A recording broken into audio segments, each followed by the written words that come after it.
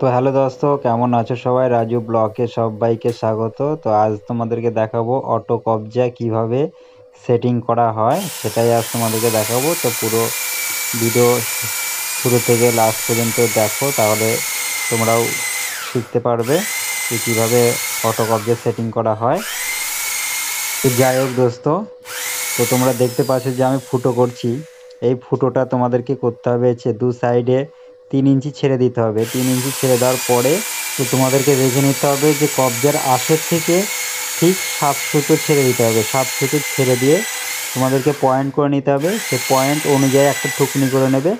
ঠুকনি করার পরে drill machine দিয়ে এরকম ফুটো করে নেবে।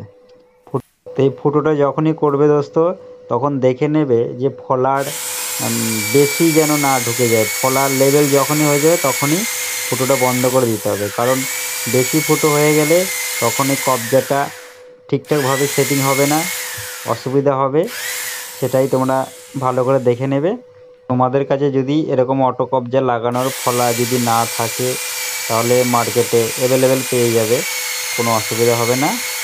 আর দামও তেমন বেশি নয়, অসুবিধা নেই, পেয়ে যাবে।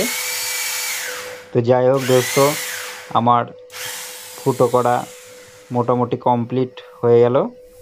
এবার আমি কবজাগুলো ফিটিংস করব।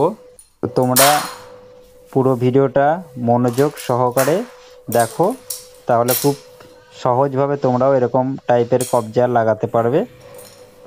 এটা দেখে নাও, এটা 0 ডিগ্রি কবজা, পুরো 1 ইঞ্চি কভার করে দেবে।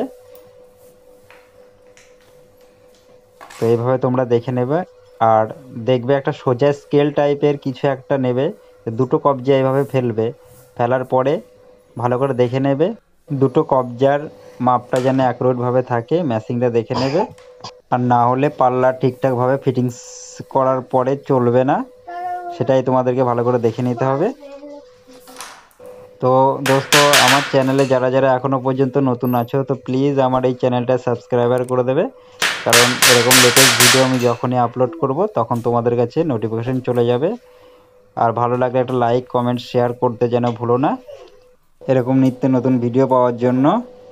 তো দোস্ত, যখন স্ক্রুটা টাইট দেবে তখন ভালো করে দেখে নিতে হবে, লুজ থাকলে কিন্তু কবজা চলবে না ঠিকঠাকভাবে, সেটা তোমাদেরকে ভালো করে দেখে নিতে হবে। আর টাইটটা বেশ ভালো করে দিয়ে দিতে হবে। এটা স্কেল দিয়ে আবার এভাবে দেখে নিবা সোজা আছে নাকি সব ঠিকঠাক। এরপরে পাল্লা ফিটিংস করবে, এক চান্সে হয়ে যাবে। তো দোস্ত, ততক্ষণের জন্য সবাই ভালো থাকবে, সুস্থ থাকবে, দেখা হবে পরের ভিডিওতে।